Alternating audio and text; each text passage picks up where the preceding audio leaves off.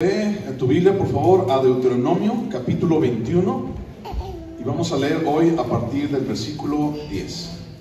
Deuteronomio 21, versículo 10. Te digo, bueno, espero que hayas escuchado el estudio de hace 8 días, ahí lo subimos a internet. Si no, tú no puedes internet, no tienes internet o algo, pues dile allí a alguien que te lo ponga. Pero bueno, hablábamos acerca el capítulo 21, versículo 1 al 9, y hablamos de un tema en específico, que era cuando encontraban a una persona que estaba muerta cerca del lugar donde ellos vivían. Y bueno, ya tocamos ese punto, pero el asunto es de que alguien tenía que pagar el precio por el asunto o el pecado que se había cometido allí, en ese lugar. Y eso es de lo que platicamos la semana pasada. Entonces, si no lo has visto, te invito a que lo veas. Ahí está en la página de Facebook, en la página de YouTube. Entonces tú puedes entrar allí y ponerlo y pausarle y todo lo que tú quieras, ahí las veces que quieras. Pero hoy vamos a ver a partir del versículo 10, Deuteronomio capítulo 21, versículo 10. Y dice: cuando salieres a la guerra contra tus enemigos y Jehová tu Dios los entregare en tu mano y tomares de ellos cautivos, y vieres entre los cautivos a alguna mujer hermosa y la codiciares y la tomares para ti por mujer, la meterás en tu casa y ella rapará su cabeza y cortará sus uñas. Y se quitará el vestido de su cautiverio y se quedará en tu casa, y llorará a su padre y a su madre un mes entero, y después podrás llegarte a ella, y tú serás su marido y ella será tu mujer. Si no te agradare, la dejarás en libertad. No la venderás por dinero, ni la tratarás como esclava, por cuanto la humillaste. Si un hombre tuviere 2 mujeres, la una amada y la otra aborrecida, y la amada y la aborrecida le hubieren dado hijos, y el hijo primogénito fuere de la aborrecida, en el día que hiciere heredar a sus hijos lo que tuviere, no podrá dar el derecho de primogenitura al hijo de la amada, con preferencia al hijo de la aborrecida, que es el primogénito.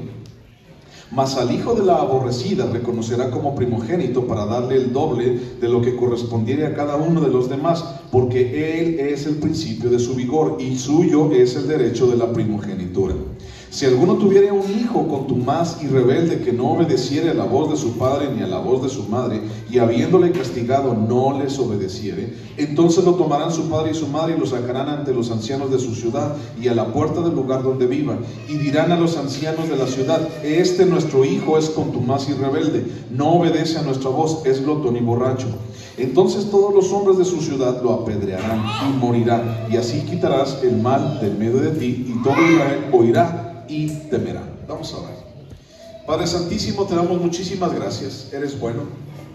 Y gracias otra vez, Señor, por dejarnos estar aquí, por dejarnos disfrutar, Señor, de este tiempo, de tu palabra, de el compañerismo, saludarnos unos a otros, Señor, abrazarnos, orarnos por otros tal vez, Señor, y gracias, Dios, porque te paseas, Señor, y te pedimos eso, Señor, que sigas paseándote en medio de todos nosotros, Señor, de nuestras relaciones, de lo que hacemos en este día, Padre. Y pues bueno, aquí estamos otra vez y queremos escuchar de tu palabra, y queremos escuchar, Señor, lo que tú tienes para nosotros el día de hoy. Gracias por ser bueno, y gracias, Señor, por estar con nosotros. En el nombre de Jesús, amén. Bueno, aquí vamos a ver, si puedes leer en tu Biblia, dice diversas leyes. Y vamos a ver a continuación en los siguientes capítulos, en los siguientes pasajes, vamos a ver una serie de leyes misceláneas. Es decir, vamos a hablar de todo, por así decirlo. No hay un tema en específico, pero vamos a hablar de diferentes cosas, y vamos a tratar eso poco a poquito. Pero el día de hoy vamos a leer a partir del versículo 10 al 21, ese es el estudio, y pues bueno, vienen 3 temas específicos aquí, y vamos a tratar eso. Pero antes de tratarlo, antes de explicarte, quiero decirte algo. El pueblo de Israel, como ya lo sabes, fue una nación que Dios escogió para reflejar en el mundo el reino celestial. Es decir, Dios escogió al reino de Israel para entonces reflejar su rostro a través del reino de Israel a todo el mundo, ¿ok? La autoridad divina les había dado también, o era reflejar esa autoridad para con el mundo, era bendecir al mundo. Dios escogió al pueblo de Israel para bendecir al mundo a través de la llegada de Jesús. que posteriormente lo conoceríamos como el Mesías. Entonces, Dios escogió a Israel con ese propósito. En los planes de Dios, el pueblo de Israel debía de estar bajo la autoridad de Dios a través del cumplimiento de la ley que Dios le había dado a Moisés. Es lo que tenemos ahorita entre nuestras manos, es lo que estamos leyendo, la ley de Moisés, la ley mosaica. Dios dio la autoridad al pueblo para entonces vivir dentro de esa ley, la ley de Moisés. Esta ley delineaba los planes de Dios para Israel en su trayecto hacia la tierra de Canaán, la tierra prometida, y preparó al pueblo para indicarles cómo vivir en esa tierra posteriormente. ¿Ok? ¿Por qué te estoy diciendo todo esto? Ahorita vas a entenderlo. Entonces Dios preparó todo ese plan, Dios preparó esa ley para que el pueblo de Israel viviera o supiera vivir, tuviera una forma de vida bíblica, no solamente en el trayecto hacia la tierra prometida, sino también dentro de la tierra prometida. Cada detalle y cada aspecto de la ley son necesarios para concretar el plan de Dios y que fueron establecidos en esa ley en base a algo muy especial, y eso es el contexto particular del pueblo de Israel. El contexto particular del pueblo de Israel nos habla y nos señala acerca de ciertas cosas como las que estamos estudiando el día de hoy, que en algún momento tal vez vamos a decir, caray, ¿y eso por qué? ¿O para qué? ¿O eso por qué está allí? ¿O eso qué tiene que ver conmigo? Entonces, realmente la ley mosaica, la ley divina, la ley de Dios, le fue dado al pueblo de Israel para que el pueblo de Israel reflejara la autoridad a través de esto, a través de hacer la voluntad de Dios, esa ley. Bueno, vamos rápido, vamos a ir a muchos versículos, pero vamos primero a Hebreos capítulo 13, versículo 8, te lo voy a leer. Hebreos 13, 8 dice, Jesucristo es el mismo ayer, hoy y por los siglos. ¿Ok? Hebreos 13, 8 dice, Jesucristo es el mismo ayer, hoy y por los siglos. Entonces, esta frase resalta los atributos inmutables. ¿Sabes qué significa esa palabra? Inmutable. Inmutable es que no cambia, ¿ok? Que no tiene variación. Esa es la palabra, inmutable. Entonces, esta frase resalta los atributos inmutables, la naturaleza firme e incambiable de Dios y la seguridad de las palabras de Dios. ¿Qué significa eso de la seguridad de las palabras de Dios? Pues bueno, que lo que Dios dice se cumple, que lo que Dios dice, Él es fiel en cumplirlo. O sea, Dios no es así como que hoy te dice una cosa y mañana te dice otra. No, Dios es fiel y nos da seguridad su palabra, porque entonces podemos descansar en ella, en su palabra. Y es a través de su palabra que nosotros tenemos esperanza. Entonces, eso nos da el hecho de que Dios sea inmutable, el hecho de que Dios sea incambiable, el hecho de que Dios tenga sus palabras con fidelidad y que haya seguridad en sus palabras, nos da a nosotros una base sólida de confianza y de esperanza. ¿Ok? Porque no podemos ir por la vida confiando en algo que no es real. No podemos ir por la vida teniendo esperanza en algo que pues no es verdadero, en algo que es engañoso, en algo que no provoca frutos en nuestras vidas, en algo que el día de mañana se va a morir. Necesitamos confiar, porque somos eternos, necesitamos confiar en algo que es eterno. Cuando dejemos este cuerpo, nuestra alma regresa o va a ir a Dios, y entonces va a haber una vida eterna, ¿no? Y siempre hemos platicado de eso, una vida eterna, pero ¿dónde quieres vivir esa vida? ¿Una vida eterna con Cristo en el cielo, con Dios, o una vida eterna en el infierno? En una vida de tormento, de dolor, de vergüenza, una vida fea. O sea, ¿qué es lo que tú quieres? ¿A dónde tú quieres ir? Pero la palabra de Dios nos llena de confianza y de esperanza, porque esa palabra misma dice, bueno, cree en mí y serás salvo.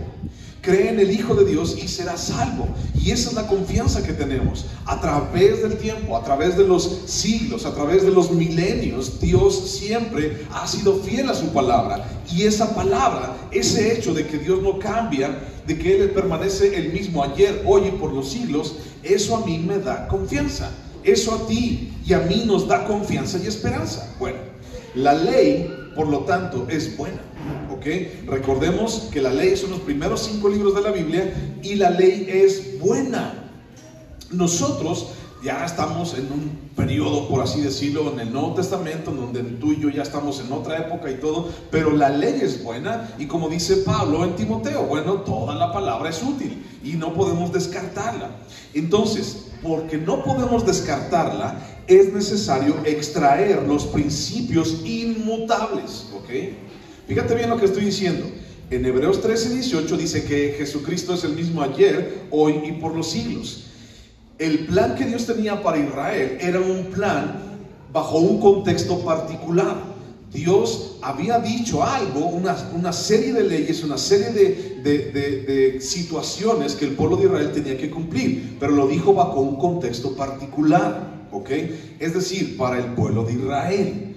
Pero nosotros, aunque tenemos, ahí está la palabra, tenemos que extraer de ese Dios que es el mismo ayer, hoy y por los siglos, tenemos que extraer las enseñanzas y los principios inmutables, eternos y espirituales.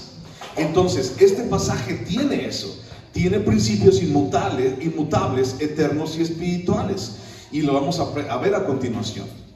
La ley de Moisés, podemos dividirla, como ya te lo he dicho varias veces, la ley de Moisés podemos dividirla en 3 partes. Ley moral, que la ley moral es no matarás y no mentirás y todo, y es un ejemplo. La ley ceremonial, que habla acerca de cómo acercarse a Dios, acerca de los sacrificios, acerca de todo esto. Y hay una tercera ley, o una tercera división, que es la ley social, o la ley civil, ¿ok? Esa ley social o civil es la que atañe precisamente a ese contexto particular del pueblo de Israel. Y es esta ley civil la que ayudaba y sustentaba el orden social entre el pueblo de Israel, ¿ok? La ley civil es la que ayudaba, la que sustentaba en el orden social en el pueblo de Israel. Esta ley preservó a la comunidad de Israel y los distinguió de las demás naciones. Esta ley les hizo vivir de una manera diferente. Has escuchado muchas ocasiones que te he dicho que la ley nos llamaba al pueblo de Israel a ser una nación diferente. Lo has escuchado muchas veces. Bueno, es a través de esta ley civil y bueno, las de nosotras también, por supuesto, pero es a través de esta ley civil en especial que Dios llama a que el pueblo de Israel sea diferente. Esta ley preservó al pueblo de Israel como ser diferente de las demás naciones. Estas leyes civiles fueron un medio para preservar la disciplina adecuada y el orden entre el pueblo de Israel, ¿ok? Ley ceremonial, ley moral, ley social. ¿Por qué te digo esto? A lo mejor le entendiste, a lo mejor no le entendiste, pero ¿por qué te digo esto? Porque lo que vamos a estudiar a continuación, tú vas a decir, ¿qué tiene que ver conmigo? Bueno, versículo 10 al versículo 14, 3 enseñanzas inmutables, 3 enseñanzas eternas. Versículo 10 al 14. Cuando salieres a la guerra contra tus enemigos y Jehová tu Dios los entregara en tu mano y tomares de ellos cautivos y vieres entre los cautivos alguna mujer hermosa y la codiciares y la tomares para ti por mujer, la meterás en tu casa y ella rapará su cabeza y cortará sus uñas y se quitará el vestido de su cautiverio y se quedará en su casa y llorará a su padre y a su madre un mes entero y después podrás llegarte a ella y tú serás su marido y ella será tu mujer. Y si no te agradara y la dejarás en libertad, no la venderás por dinero, ni la tratarás como esclava, por cuanto la humillaste. Bueno, el primer punto inmutable, el primer principio inmutable es, fíjate bien, la iglesia, si lo estás apuntando, primer punto, la iglesia somos la esposa de Jesús. La iglesia somos la esposa de Jesús. Y te voy a leer Efesios capítulo 5, versículo 22. Vamos allá, si quieres. Efesios capítulo 5, versículo 22. Ahorita te voy a explicar.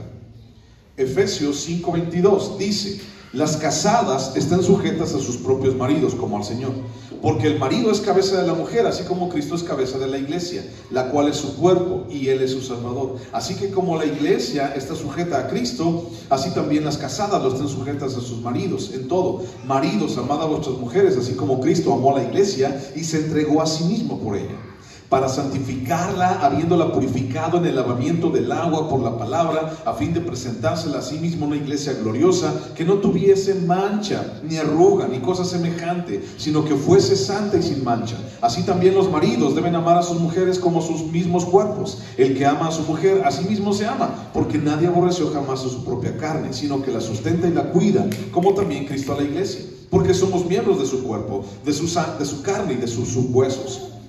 Por esto dejará el hombre a su padre y a su madre, y se unirá a su mujer, y los dos serán una sola carne. Grande es este misterio, mas yo digo esto respecto de Cristo y de la iglesia. Punto número 1, la iglesia somos la esposa de Jesús, ¿ok? En todo este pasaje que acabamos de leer, en Efesios capítulo 5, podemos identificar que la iglesia está siendo comparada con la esposa de Cristo. Sí, podemos encontrar enseñanzas para nuestro matrimonio, sí, muchísimas, pero también la base principal es que Jesús es el esposo y la iglesia es la esposa, ¿ok? ¿Quién es la esposa? La iglesia. ¿Quiénes forman parte de esa esposa? Nosotros somos la iglesia, y entonces nosotros somos la esposa de Jesús. Vete ahora al libro de Apocalipsis, capítulo 19. Apocalipsis capítulo 19, versículo 7. Apocalipsis 19, 7.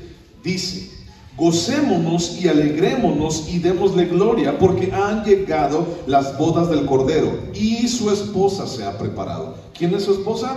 Nosotros. Y fíjate lo que dice el 8. Y a ella, a la esposa, se le ha concedido que se vista de lino fino, limpio y resplandeciente, porque el lino fino es las acciones justas de los santos. Y el ángel me dijo: escribe, bienaventurados los que son llamados a la cena de las bodas del Cordero. Y me dijo: estas son palabras verdaderas de Dios. Entonces, punto 1, la iglesia somos la esposa de Jesús. Y entonces, al ser la esposa de Jesús, ¿qué es lo que hace Jesús con nosotros? Nos procura, nos sostiene, nos ayuda, nos levanta, nos protege, ¿ok? Igual que un esposo a su esposa.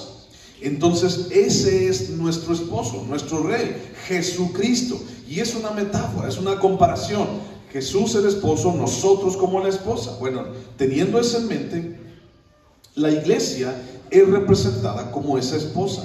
Esta es una metáfora que ilustra la relación de amor, de unidad entre Cristo y su iglesia, así como la esperanza de amor y unión eterna entre ambos, ¿ok? Cuando nos casamos decimos: yo voy a serte fiel, voy a estar contigo siempre porque te amo, y no importa lo que venga, yo voy a estar contigo siempre, y todo. Eso es lo que decimos cuando nos casamos. Bueno, es esa misma relación que es un ejemplo con Cristo y la iglesia. Ahora, déjame te digo algo. Estamos hablando de cosas así como que van los hombres y van a otro lugar y se encuentran se traen prisioneros de otras ciudades o de otras naciones, y entonces de repente entre los prisioneros, pues uno de los soldados encuentra a una mujer y le gusta a la muchacha, y entonces pues dice: puedes llevarte a esa mujer a tu casa y tomarla como tu esposa, de los prisioneros, de los cautivos de esa ciudad o de esa nación, ¿ok? Bueno, aquí hay 3 cosas que tenemos que entender, bien importantes. Bueno, primero, dice: si vieres de los cautivos, si vieres de los que están esclavizados, vieres una mujer que te gusta, entonces puedes tomarla. Recuerda que estas 3 enseñanzas que estamos viendo el día de hoy son enseñanzas de la ley civil, son enseñanzas que tienen que ver con el contexto particular del pueblo de Israel. No es así como que, pues voy a la guerra, ¿no? Y entonces me traigo la primera mujer que más bonita que me encuentre. No, ya no, o sea, eso no existe en nuestro contexto. Dios no nos llama a conquistar la tierra de Canaán como en aquel entonces. A ti y a mí no nos llama a destruir esas naciones como en aquel entonces. O sea, vivimos un contexto diferente, un contexto social diferente, y eso es lo que tenemos que entender. Es por eso que no podemos vivir o hacer las cosas de la misma manera. Entonces, bueno, punto número 1, la iglesia somos la esposa de Jesús. Y fíjate, dentro de estos versículos hay una verdad inmutable, espiritual. Primer cosilla, estábamos en esclavitud, ¿ok? Somos la esposa, pero tenemos que entender porque primero estábamos en esclavitud. ¿Qué es la esclavitud? ¿Cómo se ve la esclavitud? ¿De qué manera somos esclavos? Bueno, Romanos capítulo 6, versículo 16 dice, Romanos 6, 16.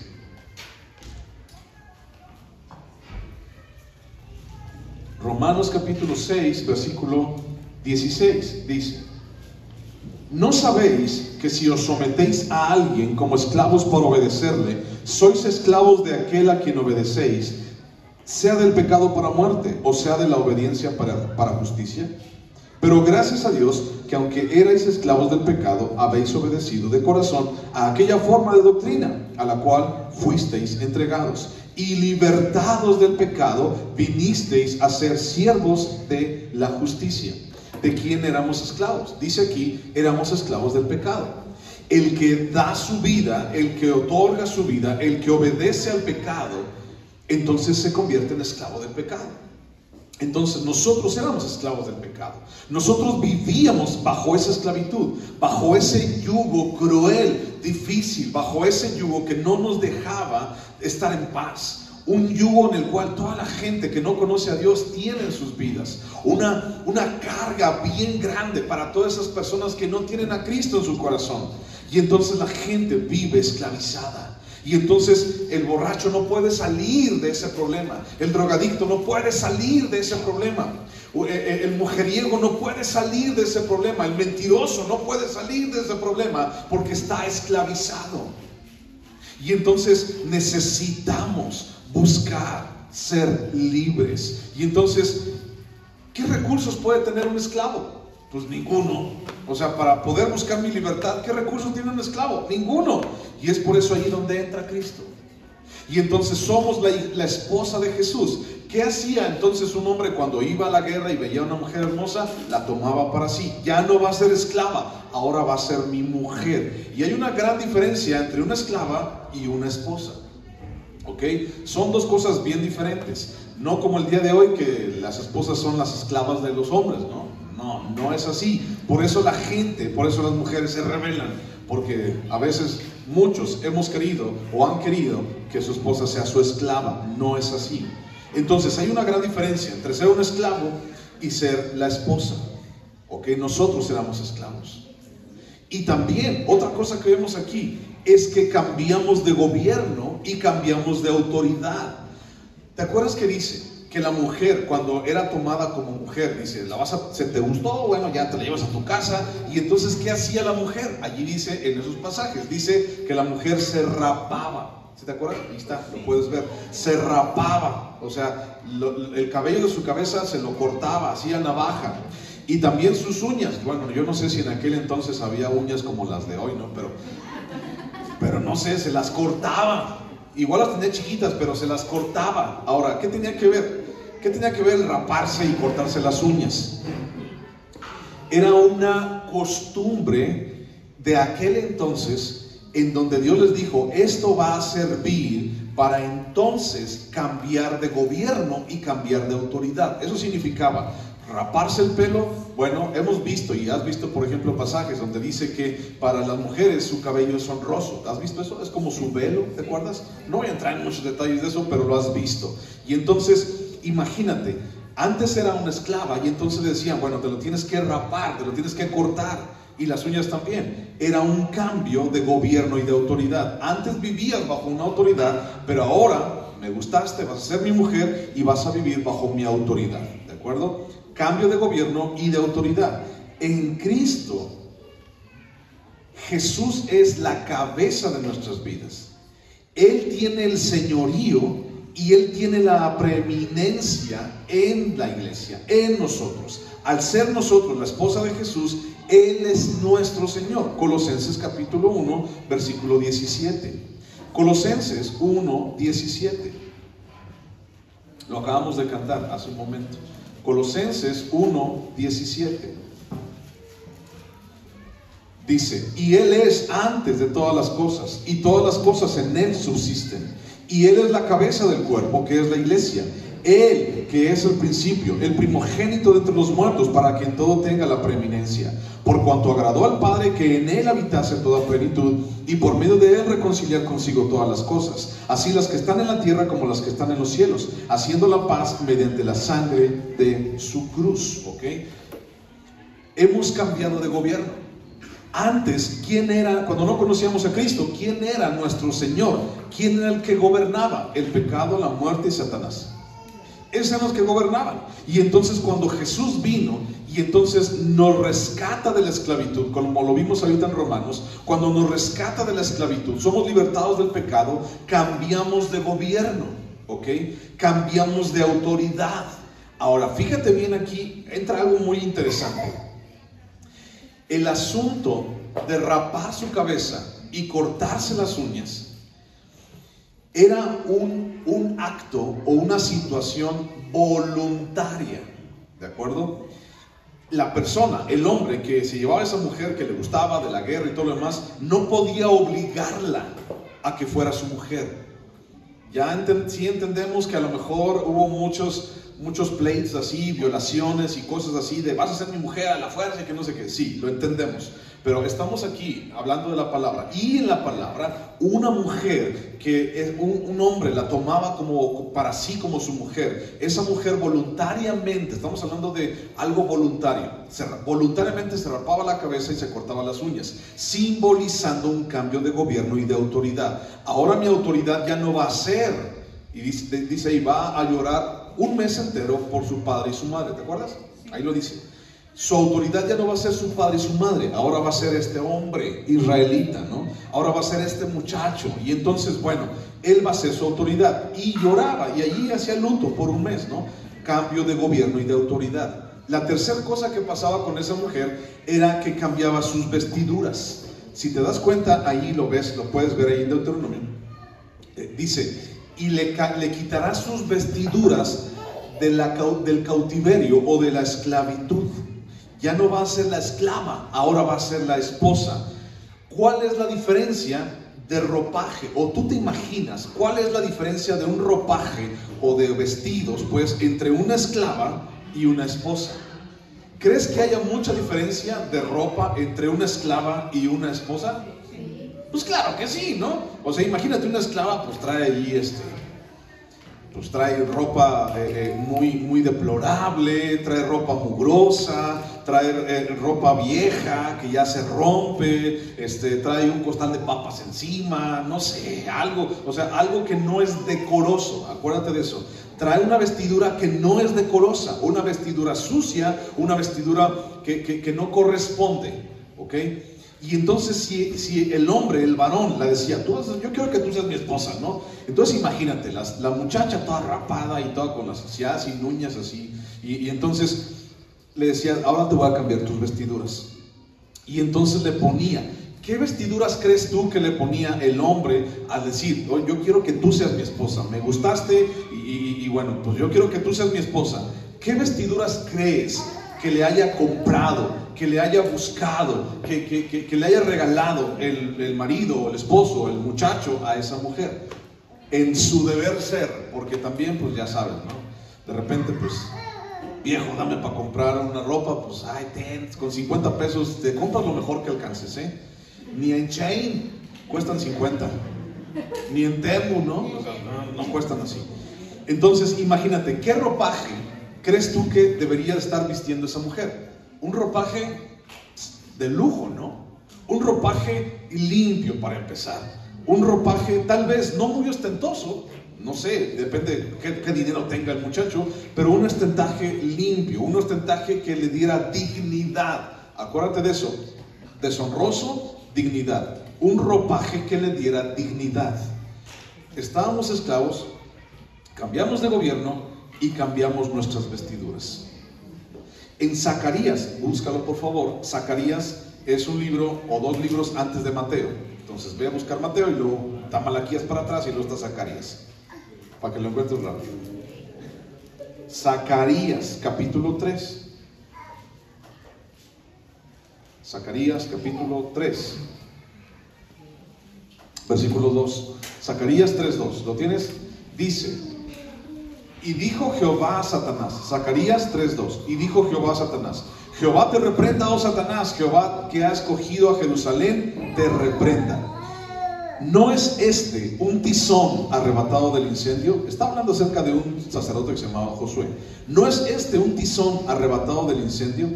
Y Josué estaba vestido de vestiduras, ¿qué dice ahí? Viles, pausa. Estaba vestido de vestiduras viles. ¿Cuáles son las vestiduras de nuestra esclavitud? ¿Cómo son las vestiduras de nuestra esclavitud? Viles, deshonrosas, sucias, cochinas, raídas, viejas. Nos dan vergüenza esas vestiduras en nuestra esclavitud. Y Josué estaba vestido de vestiduras viles y estaba delante del ángel, versículo 4. Y habló el ángel y mandó a los que estaban delante de él diciendo, quitadle esas vestiduras viles. Y a él, a Josué, le dijo, mira, que he quitado de ti esas vestiduras viles. ¿Sí dice así? No, dice, mira que he quitado de ti tu pecado. Entonces, ¿qué significan esas vestiduras viles, raídas, mugrosas, cochinas, rompiéndose, viejas? ¿Qué significan esas vestiduras así, deshonrosas? Pecado. Y dice, mira que he quitado de ti tu pecado y te he hecho vestir de ropas de gala. ¿Ok? ¿Cómo era el cambio entre la esposa? Antes era una esclava, tenía ropas feas, ahora iba a ser una esposa y le cambiaban la vestidura por algo bonito, algo de gala. Ahora, ¿quién está hablando aquí a Josué? Dice, y el ángel le dijo. Aquí el ángel, ¿quién crees que es? Jesucristo. Todavía aquí no se conoce como Jesús, pero es Jesús, el ángel de Jehová, es Jesús, este es Jesús. ¿Quién más me puede dar vestiduras de gala? ¿Quién más me puede quitar mi pecado? ¿Quién más me puede hacer honroso? ¿Quién más me puede dar dignidad cuando yo estaba hundido en la deshonra? ¿Quién más me puede quitar el pecado de mi vida? Solamente se llama Jesús. Bueno, y entonces le puso vestiduras de gala. Ok, acuérdate de eso. ¿Estamos bien? Las ropas de gala, ¿para qué te las pones? Las ropas de gala, ¿para qué son? O sea, son así como para ir a hacer surcos, a sacar papas, a sacar zanahorias. O sea, tú te pones tu vestido más bonito para ir a meterte al lodo. Pues no. O sea, tú te pones las mejores ropas, los mejores zapatos, ese día te cortas el pelo, te bañas, te pones perfume y porque vas a ir a una fiesta. Ropas de gala significan ropas de fiesta. ¿A dónde fuimos invitados? Según Apocalipsis, a las bodas del Cordero. Las ropas de gala nos recuerdan a la preparación de una fiesta y tenemos que cuidarlas hasta llegar a esa fiesta, mi hermano. Dios en ti, si Él ya te rescató del pecado y de la muerte, Dios en ti ha quitado esas ropas viles y te ha puesto unas ropas de gala. Las tienes, no las ves, pero las tienes en este momento. Cada uno de ustedes, mis hermanos, está vestido con ropas exquisitas, excelentes, ropas de gala que ni siquiera te imaginas. Nadie, ni Liverpool, ni ninguna de las mejores tiendas, ni ninguno de los mejores diseñadores tiene esas ropas. Ropas de gala, ropas de dignidad. Y las tienes hoy. Y eres invitado a la fiesta, a una boda. Y es tu deber cuidarlas hasta llegar a esa fiesta. Ahora, fíjate bien, ponte a pensar algo. El hombre, o sea, el que iba y agarraba a la muchacha y entonces la iba a su casa y decía, esta va a ser mi esposa. El hombre dice, o bueno, el versículo dice, si vieres una mujer hermosa que te gusta, pues te la llevas a tu casa. Ahora, fíjate bien algo. Estábamos ahí metidos en pecado, con vestiduras viles, todos mugrosos, todos chilapastrosos, todos guandajos, todo feo allí. Y entonces el pecado ocasionaba eso en mi vida. ¿Cuál fue lo hermoso que vio Dios en nosotros? ¿Qué fue lo hermoso que vio Dios en ti? ¿Qué fue lo hermoso que vio Dios en mí? Para decir, este lo voy a sacar de aquí. Este lo voy a hacer parte de mi esposa, la iglesia. ¿Cuál es lo hermoso que tenemos? O sea, podemos hablar de nuestra cara, podemos hablar de nuestro lindo rostro, pero la verdad es que esa hermosura no. Dios vio algo en ti. Dios vio algo que a veces ni siquiera tú y yo podemos ver. Dios vio algo en lo más profundo de tu alma. ¿Cuál fue lo hermoso que Dios vio en nosotros? Bueno, Dios vio algo y por eso estás aquí.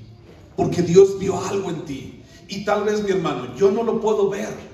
Y tal vez no podemos verlo unos con otros y decimos, ay no, pues el pastor está bien feo.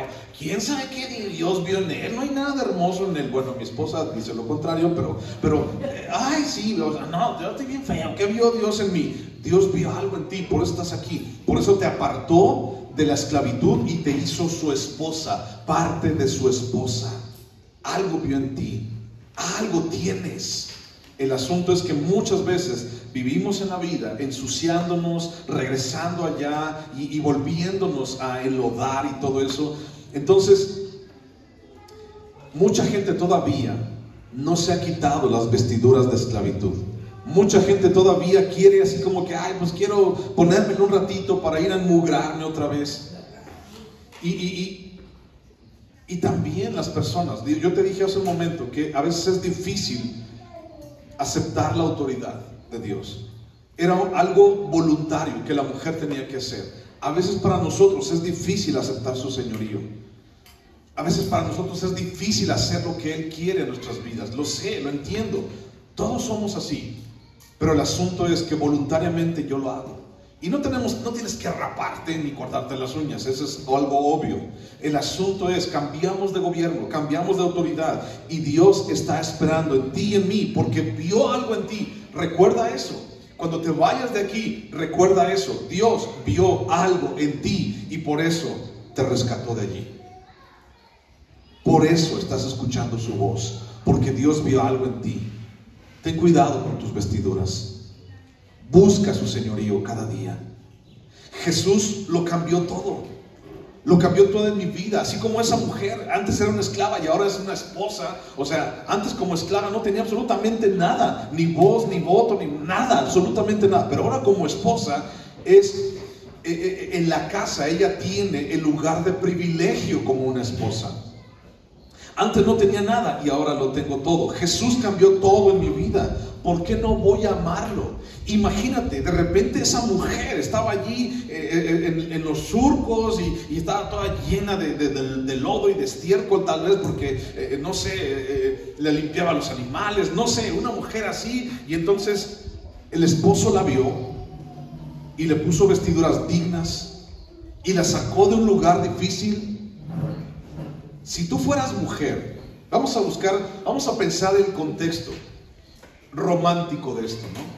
Si tú fueras mujer, bueno, las mujeres me lo entiendan, pero los demás, ¿no? Si fueras mujer y entonces Dios nos sacara de una situación, más bien el esposo nos sacara de una situación así, ¿qué harías con ese esposo? No, hombre, yo le beso las patas. Yo estaría agradecido, o bueno, agradecida pues, ¿no? Bueno, entiendes el asunto, no quiero pintar de colores este asunto, ¿no? O sea, entiendes el punto. O sea, yo estaría agradecido, sumamente agradecido, porque ya no estoy en ese lugar de deshonra, sino estoy en un lugar digno, en un lugar de dignidad. Eso mismo pasó entre nosotros y Cristo. ¿Por qué no he de amarlo? ¿Por qué no he de alabarlo? Porque Él me sacó, Él cambió todo en mi vida. Y ahora tengo vestiduras de gala, y ahora tengo vestiduras que no son viles. Y ahora Dios nos ha hecho hermosos para Él. Y estamos esperando esa fecha, y estamos esperando ese día, y tienes una invitación, y vas a ir, y tú vas a estar allí, y vamos a estar sentados en el gran banquete de Dios. ¿Por qué no he de amarlo? Si me sacó del infierno, ¿por qué no he de amarlo? ¿Por qué no he de buscarlo? ¿Por qué no he de abrazarlo todos los días? Se nos olvida eso, ¿estás de acuerdo? Se nos olvida que tenemos que hacerlo. ¿Por qué no he de tenerle sus chilaquilitos todos los días? Pobrecito, trabajó mucho. ¿Por qué no? Se nos olvida, mi hermano. ¿Ok? Punto uno. Punto dos. Punto uno es que somos la esposa de Jesús, la iglesia. Punto número dos. En Jesús tenemos una herencia. Fíjate lo que dice, versículo 15 al 17. Dice, si un hombre, ese es otro tema, si un hombre tuviere dos mujeres, la una amada y la otra aborrecida, y la amada y la aborrecida le hubieran dado hijos, y el hijo primogénito fuere de la aborrecida, en el día que hiciere heredar a sus hijos lo que tuviere, no podrá dar el derecho de primogenitura al hijo de la amada, con preferencia al hijo de la aborrecida, que es primogénito. Mas al hijo de la aborrecida reconocerá como primogénito para darle el doble de lo que correspondiere a cada uno de los demás, porque él es el principio de su vigor, y suyo es el derecho de la primogenitura. Estamos hablando aquí de un tema especial y de un tema eterno, de un tema inmutable, la primogenitura. El día de hoy ya no se maneja eso. ¿Estás de acuerdo? O sea, en nuestro contexto, ahorita, no manejamos la primogenitura. Entonces, eso pasaba en aquel momento, con esa sociedad, con ese gobierno, con esa gente, pasaba eso, que la primogenitura era algo muy especial para ellos. Entonces, el hijo primogénito varón heredaba el doble de los demás.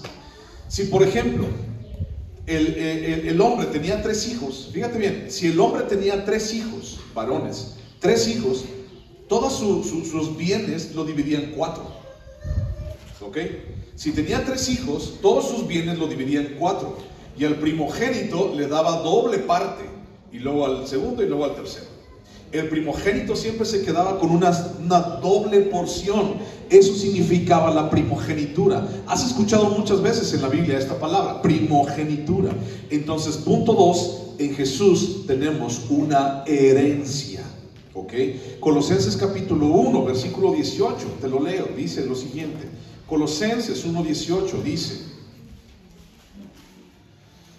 y Él es la cabeza del cuerpo, que es la iglesia, Él que es el principio, el primogénito de entre los muertos, para que en todo tenga la preeminencia. Él es el primogénito, ¿ok? Estamos hablando de primogenitura. ¿Primogénito de qué? Romanos capítulo 8, versículo 29. Romanos 8, 29. Romanos 8, 29. Dice: porque a los que antes conoció, también los predestinó para que fuesen hechos conformes a la imagen de su Hijo, para que Él sea el primogénito entre muchos hermanos. Y a los que predestinó, a estos también llamó. Y a los que llamó, a estos también justificó. Y a los que justificó, a estos también glorificó. ¿Ok? Tenemos una herencia. Dios Jesús es nuestro primogénito, el primogénito de todo, el primogénito de la resurrección, el primogénito de aquellos que nosotros vamos a ir al cielo. Es el primogénito. Y entonces, en base a esa primogenitura, nosotros tenemos herencia. Yo no tengo nada que ver en mis fuerzas en el reino de Dios. Tú no tienes nada que ver en tus fuerzas y con tu sangre en el reino de Dios. Pero en Jesús lo tenemos absolutamente todo. Somos herederos y coherederos juntamente con Cristo. Sin Cristo no somos nada. Con Cristo lo tenemos todo. Y estaremos juntamente con Él. Ahora busca Hebreos capítulo 12. Hebreos capítulo 12, versículo 22. Hebreos 12, 22. Dice: sino que os habéis acercado al monte de Sión, a la ciudad del Dios vivo, Jerusalén la celestial, a la compañía de muchos millares de ángeles. 23, Hebreos 12, 23. A la congregación, fíjate bien lo que dice, a la congregación de los primogénitos que están inscritos en los cielos. A Dios el juez de todos los espíritus de los justos hechos perfectos. A Jesús, nos habemos acercado a Jesús, el nuevo pacto, y a la sangre rociada que habla mejor que la de Abel. ¿Qué es lo que tenemos en Cristo? Tenemos una herencia. Hay una primogenitura. Él es el primogénito. Y entonces, en base a esa primogenitura, nosotros somos aceptados en Él y nosotros tenemos esas mismas bendiciones. Las bendiciones que Dios nos ha dado a través de Jesús son tan grandes, mi hermano, que ni siquiera las imaginamos. Las bendiciones que tenemos en Cristo Jesús o a través de Cristo Jesús son tan grandes que no vamos a poder contarlas. O sea, no tenemos idea de la gran herencia que tenemos en Cristo. ¿Por qué? Porque somos hijos de Dios y Dios es el dueño de todo. a final de cuentas de todo el universo. Entonces, fíjate bien, estamos en un pasaje en donde se está diferenciando dos mujeres. Si un hombre tuviera dos mujeres, una que ama y otra que es aborrecida. Pero fíjate bien, antes de seguir, las dos mujeres, fíjate lo que te voy a decir, las dos mujeres de alguna manera son amadas. Una dice es la amada porque, bueno, pues es la amada. ¿Qué significa la aborrecida? Usualmente pensaríamos que la aborrecida significaría como la amante, ¿no? Así como la que está fuera del matrimonio. Esa es la aborrecida. Pero si ese hombre fue con ella, pues no es tan aborrecida que digamos, ¿cierto? O sea, pues también hay algo que siente por ella. ¿Por qué dice aborrecida? Ahorita nos vamos a dar cuenta de eso. Israel, fíjate, Israel es como si fuera la esposa amada. ¿A quién fue primero Dios a escoger? ¿A qué pueblo de todos los de la tierra? A Israel. Cuando hablamos acerca del libro de Deuteronomio, de por qué Dios escogió a Israel, dijo por amor a mí mismo. Y entonces Israel es la nación amada en primera instancia. Y los gentiles, dice la Biblia, somos el resto de la gente que no pertenecemos al pueblo de Israel. ¿Estamos de acuerdo? Israel es la amada y los gentiles, pues vamos a ponernos, pues somos la aborrecida, ¿no?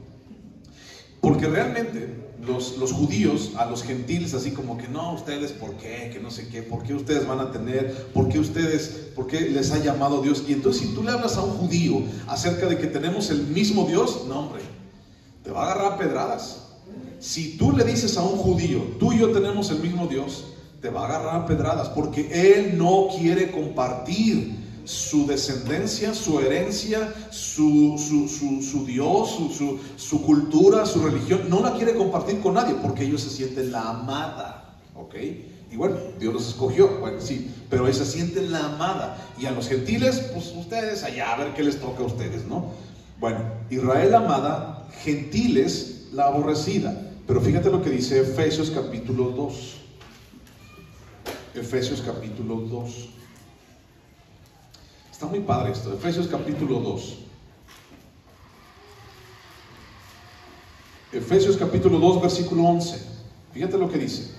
Efesios 2:11 dice: por tanto acordaos de que en otro tiempo vosotros los gentiles, en cuanto a la carne, erais llamados sin circuncisión por la llamada circuncisión hecha con mano en la carne. En aquel tiempo estabais sin Cristo, alejados de la ciudadanía de Israel y ajenos a los pactos de la promesa, sin esperanza y sin Dios en el mundo. Pero ahora en Cristo Jesús, vosotros que en otro tiempo estabais lejos, habéis sido hechos cercanos por la sangre de Cristo, porque Él es nuestra paz, que de ambos pueblos hizo uno, derribando la pared intermedia de separación, aboliendo en su carne las enemistades, la ley de los mandamientos expresados en ordenanzas, para crear en sí mismo de los dos un solo y nuevo hombre, llamado, haciendo la paz, y mediante la cruz reconciliar con Dios a ambos, judíos y gentiles, en un solo cuerpo, matando en ella las enemistades. Y vino y anunció las buenas nuevas de paz a vosotros que estabais lejos, y a los que estaban cerca. Porque por medio de él, los unos, los judíos, y los otros, gentiles, tenemos entrada por un mismo espíritu al Padre. Así que ya no sois gentiles, extranjeros ni advenedizos, sino conciudadanos de los santos y miembros de la familia de Dios. Somos miembros de la familia de Dios. Ahora, eso a un judío ultra ortodoxo, a un judío ultra de hueso colorado, eso no le agrada. Porque los judíos por sangre y genealogía tienen la herencia, tienen la descendencia. ¿Cómo es que tú, teniendo una sangre tan impura, vas a poder ser del pueblo de Dios? Yo sí soy descendiente de Abraham. Yo soy descendiente de la tribu de Rubén, de la tribu de Benjamín tal vez. Ellos creen eso. Bueno, lo son, sí, pero el asunto es que a través de Cristo, dice, derribó la pared intermedia y de los dos pueblos, gentiles y judíos, hizo uno solo. Y tenemos un mismo Padre y tenemos un mismo Dios. Y dice allí en Efesios, somos miembros de la familia de Dios. Entonces, ser miembros de la familia de Dios y aparte tener una herencia de primogenitura, pues es un privilegio. Tener una herencia es un privilegio, no es un derecho.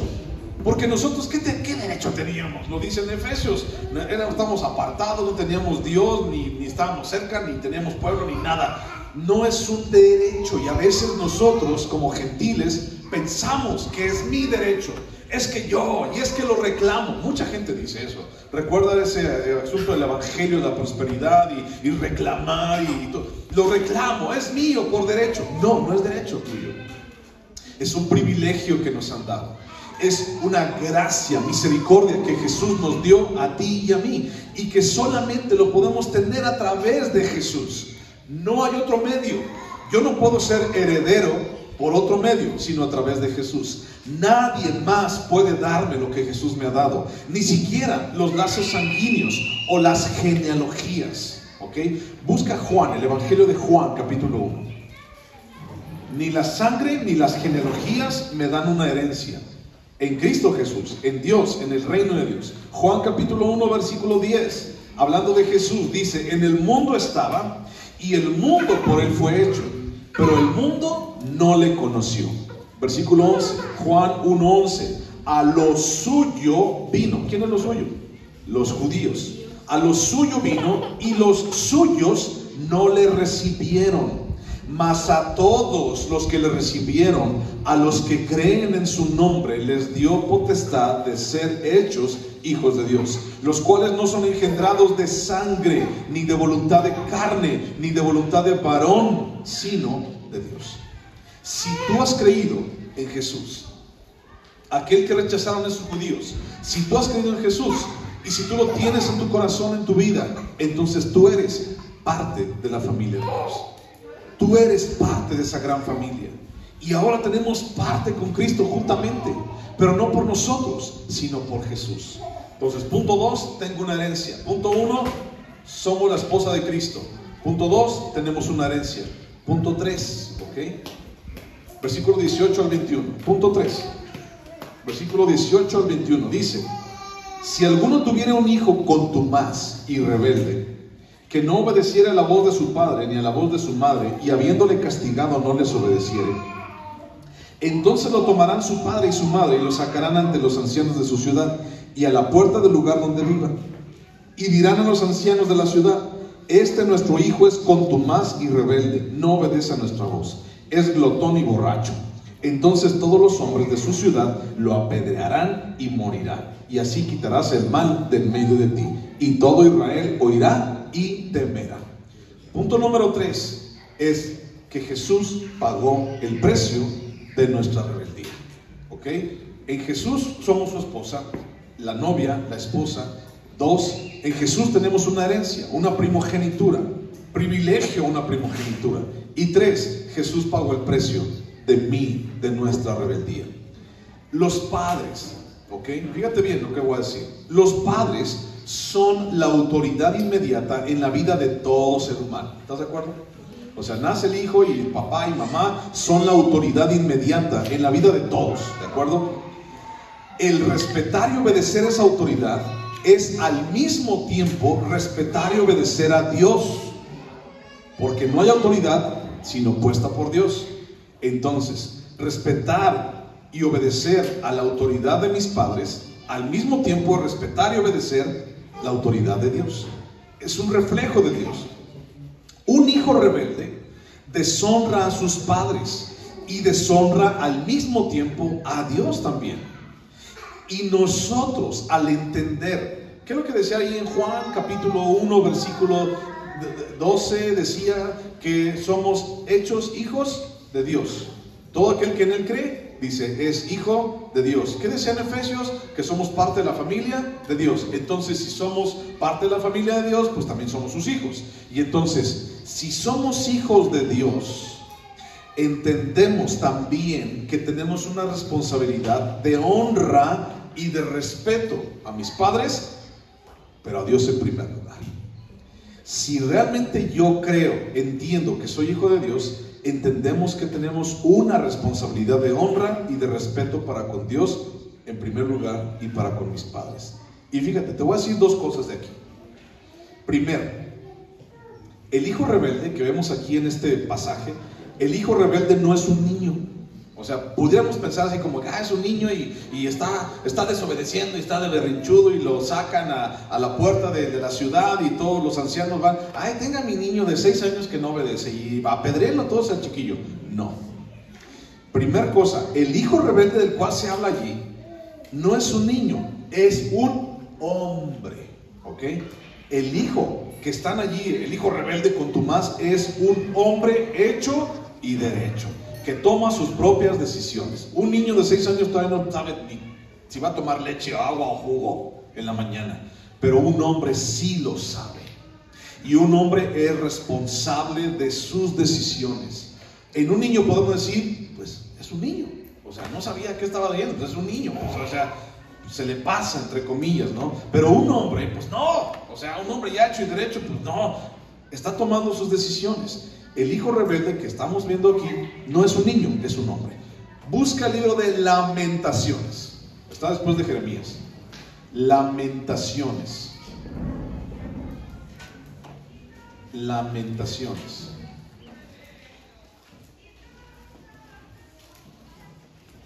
Lamentaciones. ¿Lo tienes? Lamentaciones capítulo 3, versículo 27. Lamentaciones 3, 27. ¿Lo tienes? ¿Ya lo encontraron todos? A lo mejor es difícil encontrar Lamentaciones 3, 27. Fíjate lo que dice, subráyalo para tus hijos, subráyalo para los chiquitos y para los grandes. Dice, bueno le es al hombre llevar el yugo desde su juventud. ¿Por qué al hombre le es bueno llevar yugo desde su juventud? Autoridad. A todo ser humano es bueno desde temprana, muy temprana edad, marcarle límites. ¿Ok? Todos nosotros hemos sido hijos, hemos tenido hijos, etc. Pero el asunto es que hay que marcar límites. Tu hijo necesita límites, nosotros necesitamos límites. No te puedes pasar de la rayita, porque entonces el día que te pasas de la raya, pues eres un hijo rebelde. Te vamos a agarrar a pedradas, no te creas. Eres un hijo rebelde, y no es así. Las cosas no deben de ser así. Entonces, bueno le es al hombre llevar yugo, autoridad, disciplina desde su juventud. ¿Por qué? Porque un hombre hecho y derecho, treintón, cuarentón, ¿cómo le vas a cambiar su manera de ser? ¿Se puede? ¿Tú crees que se pueda? Tú como mamá que tienes hijos cuarentones, bueno, mi mamá tiene un hijo cuarentón, ¿no? Yo. Entonces, tú como mamá puedes, aunque le des hartas cachetadas a tu hijo, le puedes cambiar su corazón. Tú le puedes cambiar su forma de ser. Tú le puedes decir qué hacer a tu hijo. No se puede. Mamás, no se puede. Entonces, si no lo hiciste desde chiquitillo, no quieres hacerlo grande. Si no lo hiciste desde la juventud, ponerle límites, no quieras hacerlo cuando está grande, porque ya no vas a poder. Decía un pastor, ya hace mucho tiempo, un pastor que tuve, decía que tu hijo tú puedes afectar, tú puedes influenciar, tú puedes moldear su carácter hasta los 8 o 9 años. De allí para arriba ya no puedes. O sea, de los 8 para abajo tú puedes todavía decirle sí, los límites, esto y aquello. Ya de ahí para arriba ya es tu influencia y es tu ejemplo el que los ayuda.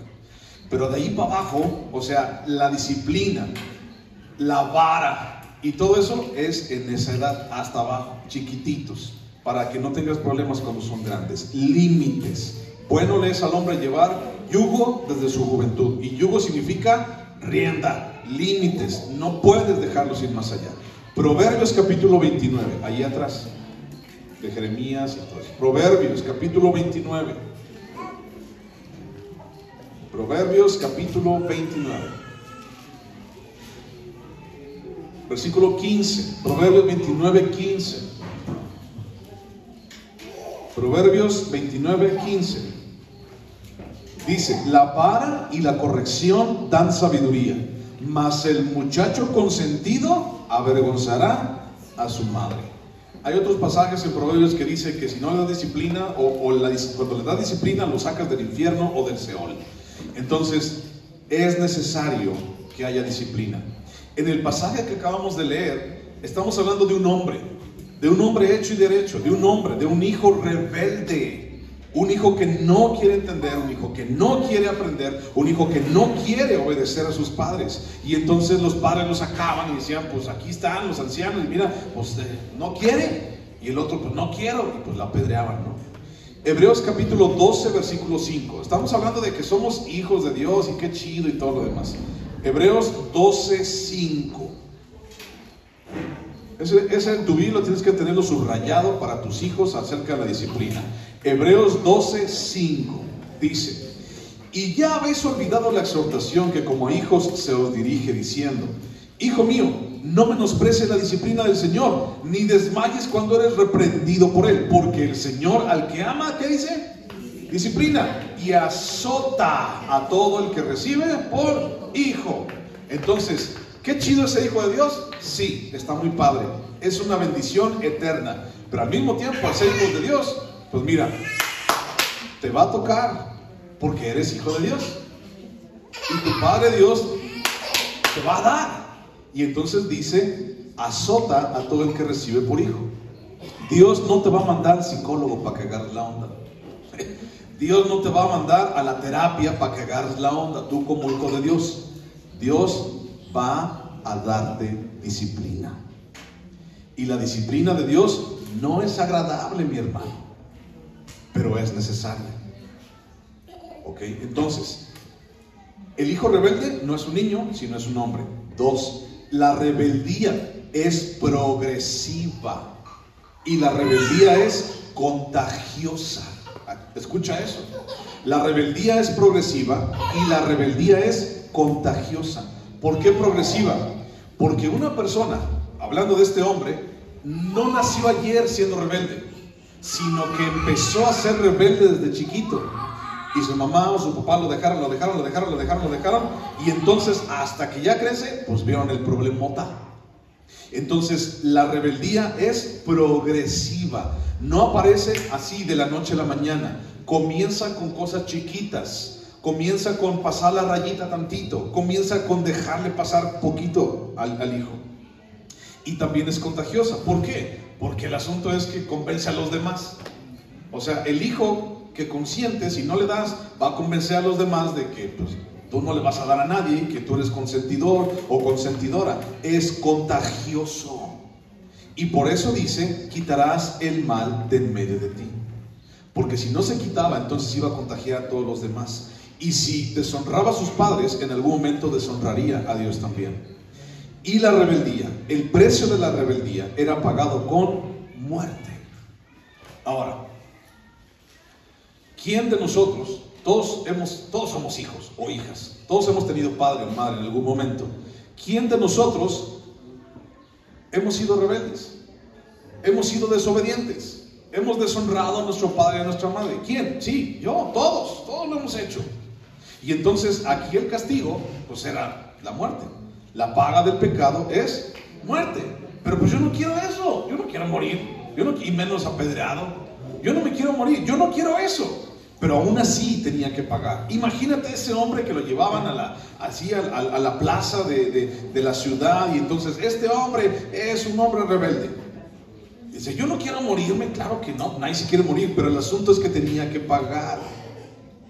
El pecado es rebeldía contra Dios, y ese pecado trae condenación y un peso insoportable a mi vida. El pecado trae condenación y un peso insoportable a mi vida. He sido rebelde. Me he llenado de suciedad. He regresado a querer ser esclavo otra vez, porque me gustaba, porque me gusta. He caído en rebeldía.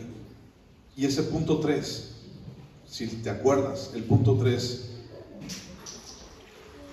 es que Jesús pagó el precio de nuestra rebeldía.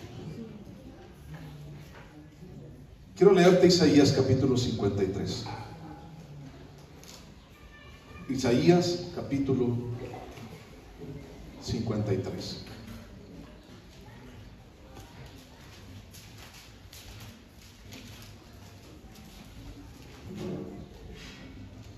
Isaías capítulo 53, versículo 6. Isaías 53, 6.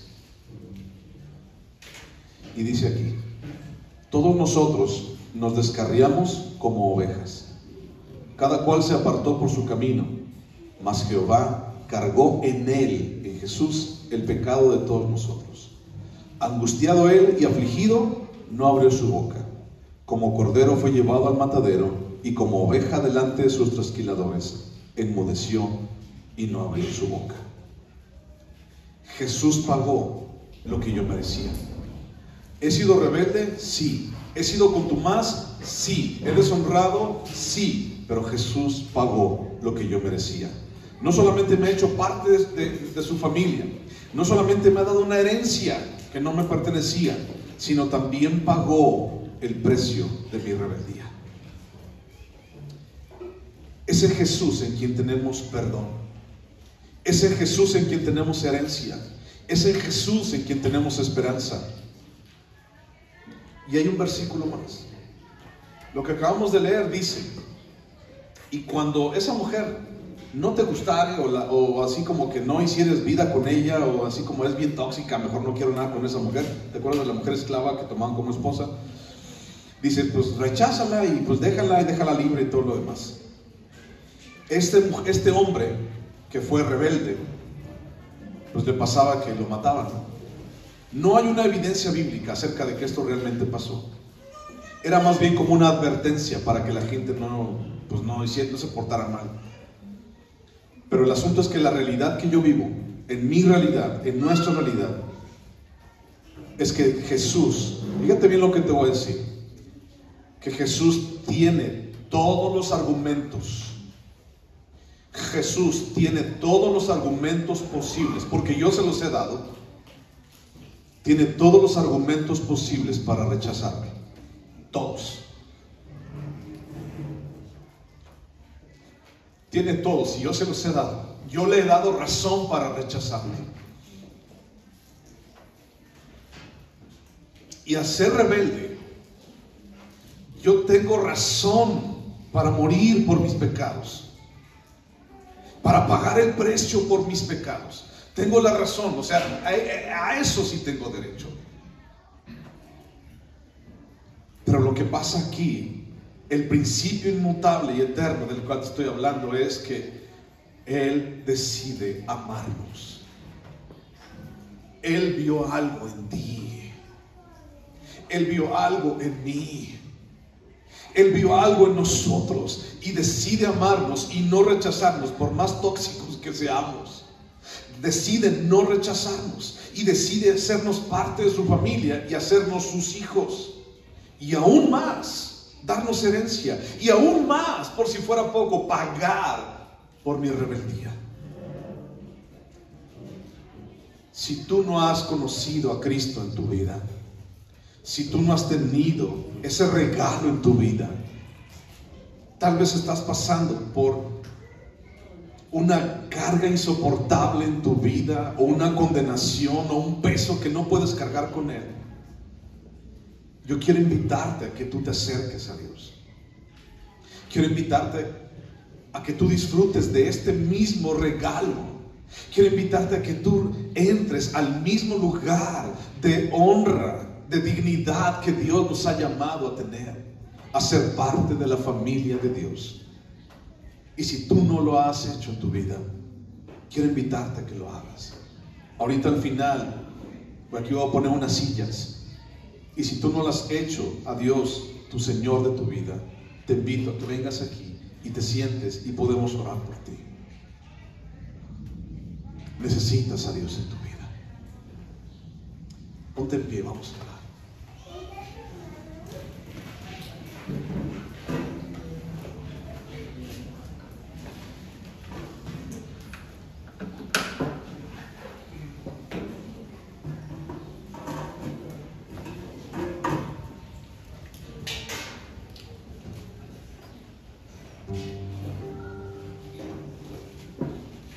Señor Jesús,